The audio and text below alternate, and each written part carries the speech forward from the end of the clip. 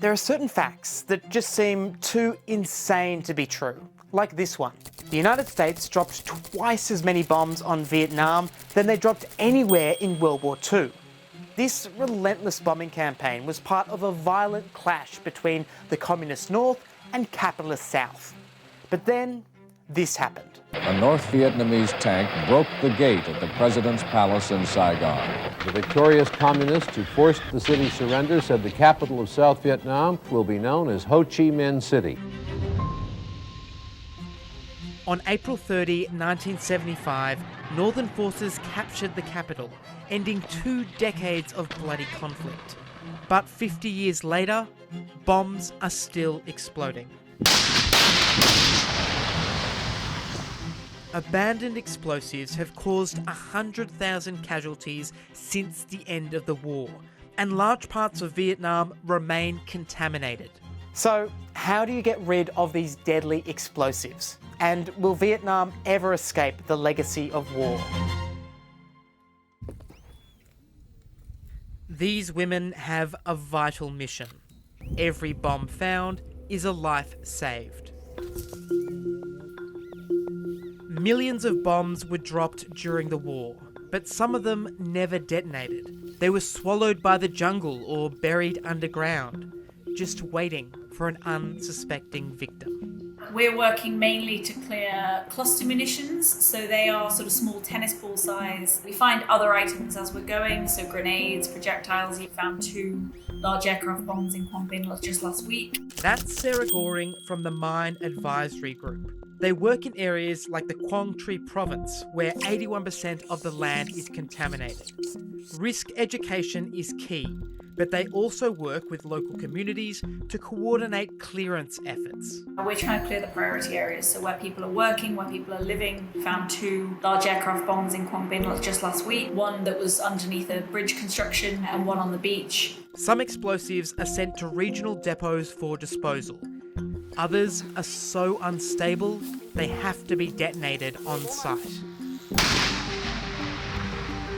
But for every explosive found, many more remain hidden. The task ahead of us is huge. We're talking about landmass roughly the size of the state of Tasmania. Sabina Stein works with the United Nations Development Programme, and this is what she's talking about. These areas are still considered contaminated, 1/5 of the country. And despite decades of work by the Vietnamese government, NGOs, foreign powers and community, the contaminated landmass has shrunk by only 1% in the past decade. It will be very difficult to clear the full contaminated landmass. That would take generations. You really prioritize the most heavily contaminated areas or areas that have the most dangerous unexploded ordnance, cluster munitions. These are particularly lethal. They're quite small, so they can be handled, picked up by farmers, by children. Là vào tháng 6 năm 2000, lúc đó thì tôi mới 10 tuổi. Tôi dẫn 3 người em đến một bãi cát Kiên Giai để mà chơi, mà trên bãi cát đó có rất nhiều bom mìn. Vì là một đứa trai 10 tuổi, tôi rất hiếu động. Tôi đã cầm một cục đá và khẽ vào một quả bom bi. Còn tôi thì bị thương rất là nặng. Tôi mất đi cánh tay phải, mất đi một phần bàn tay trái. Tôi mất đi đôi chân và mất đi một mắt.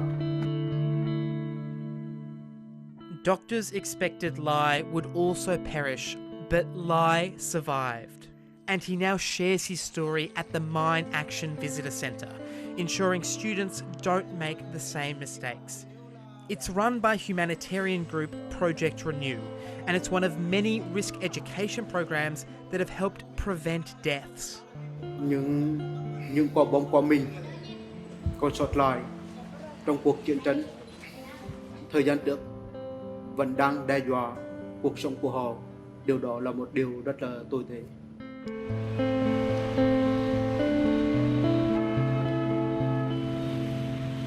Vietnam is in the midst of rapid urbanisation.